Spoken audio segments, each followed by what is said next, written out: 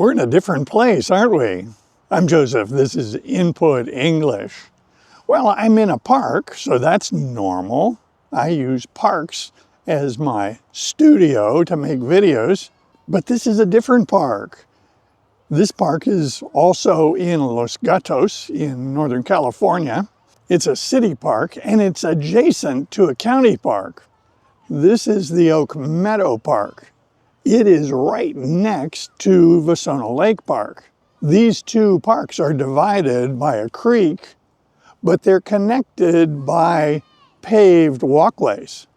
So one can park here and walk into the other park, and vice versa. The two parks have different vibes. This one is much smaller. It has a bandstand behind us. Bandstands in the United States could be considered anachronisms. They could be considered old-fashioned. 100 years ago, it was common for cities, towns, communities to have community bands. And people would play woodwind, brass instruments, there would be drums, and they would play rousing patriotic songs and familiar songs. They were entertainment for people before the advent of television and radio. The heyday of band concerts in parks was long before the advent of the internet and popular culture the way we see it now in the 21st century. All of that said, curiously enough, I am actually a member of a community band, and I've disclosed that in previous videos. I play in the low brass section, I play a tuba, and our community band varies in size from 50 to 80 people, depending on the year. Prior to the pandemic, we were close to 80 members.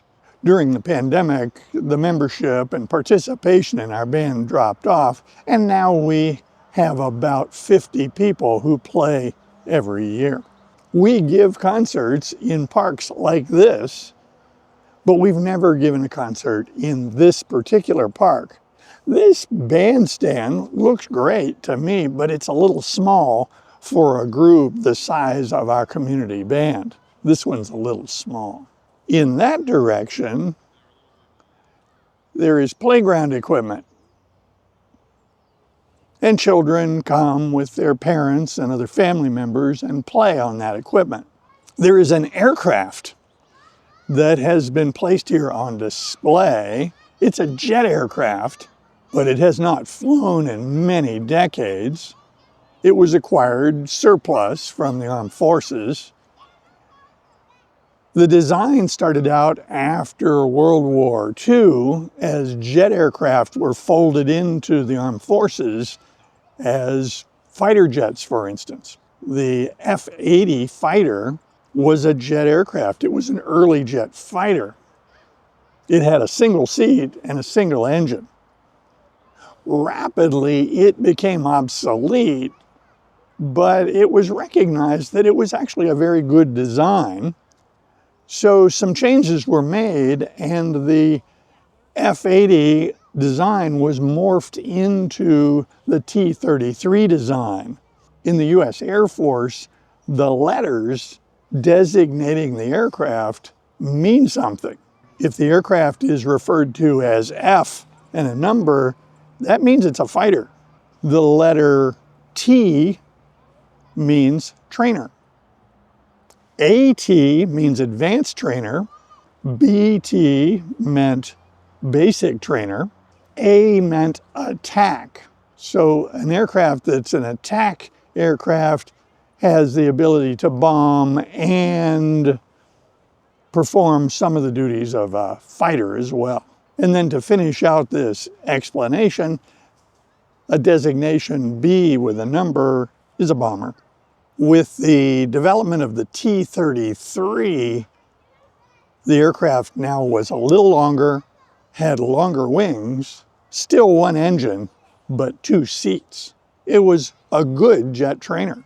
Sometimes these aircraft were fitted with tip tanks, that is, fuel tanks, very streamlined fuel tanks, were applied to the tips of the wings. That was a common configuration for the T-33. This park also has slides and swings. A little further over, there is an old fire truck. And all of these displays have been prepared so as to be safe for children to play upon them. This jet trainer that's on display is encrusted in fiberglass so that the children won't be injured from sharp corners and edges. Here you can see the T-33 on display at the Oak Meadow Park. It's a favorite with the kids. So now I'm walking along the creek. This is the edge of the Oak Meadow Park, and I'm heading to another attraction.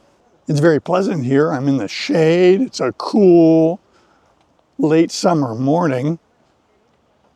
It's going to get hotter here later today, but right now it's a lovely time to take a walk.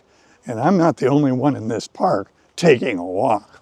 So we're coming up on another attraction that is very popular among families and children in particular. And this is the Billy Jones Wildcat Railroad.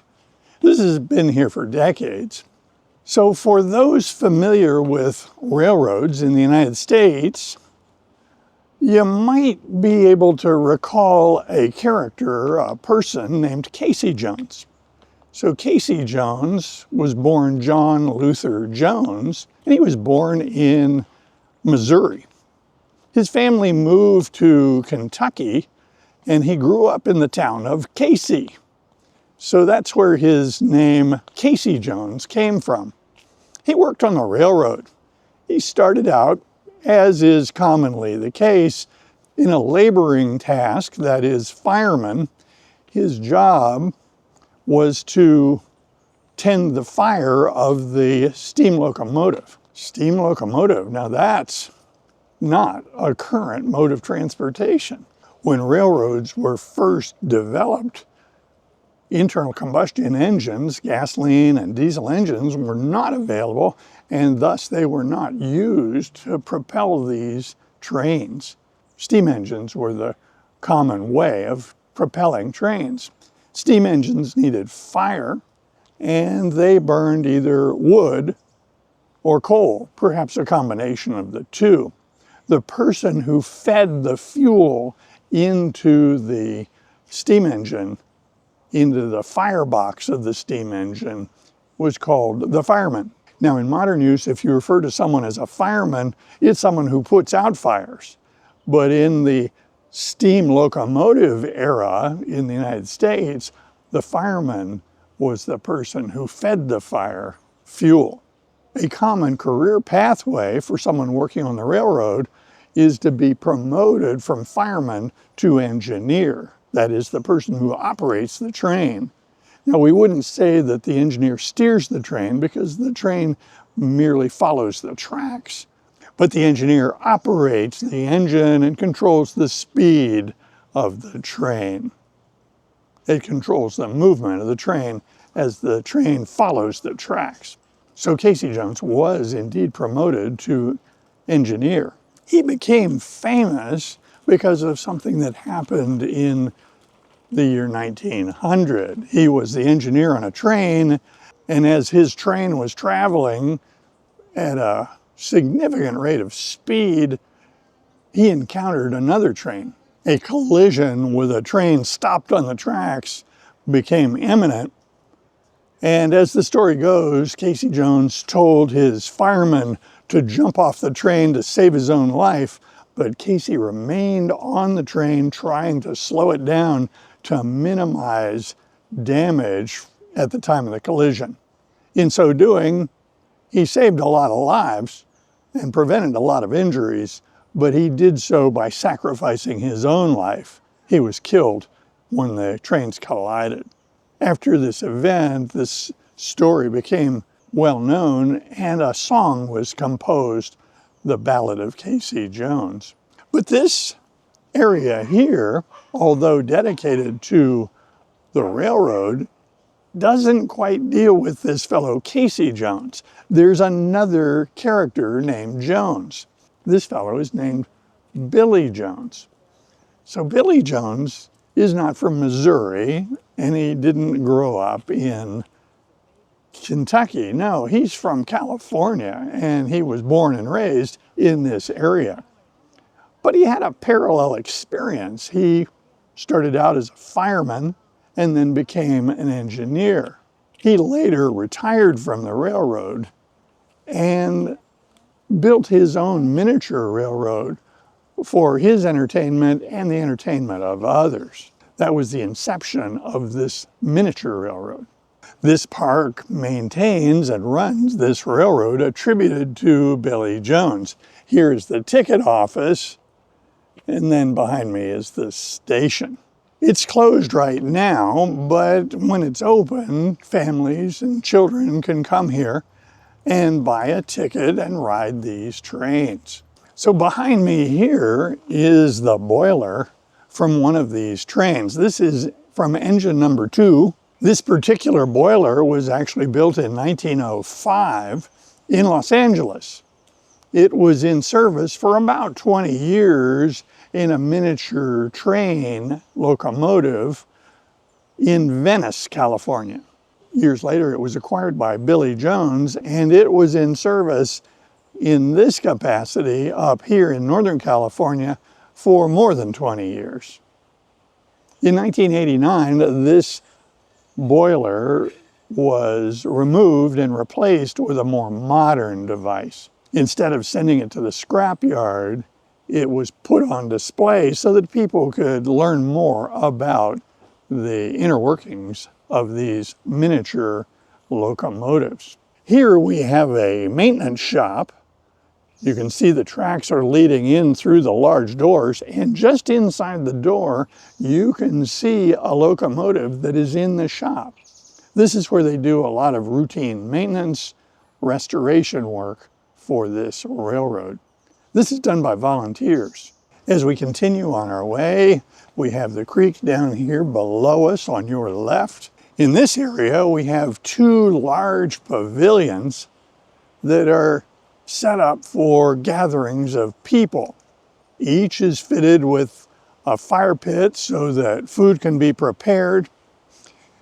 And the way it works in this park is if one wants to use these facilities, you make a reservation with the park authorities and then pay a fee.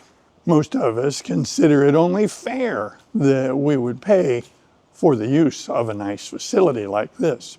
If we were to continue on our way, we would be able to cross this stream and go into the Vasona Lake Park, which is where I've been making videos for the past year.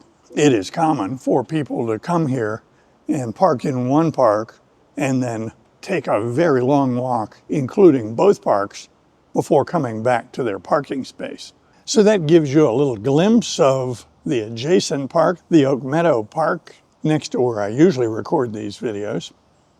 I invite comments below, and if you like videos like this, be sure to click on this one next. See you soon.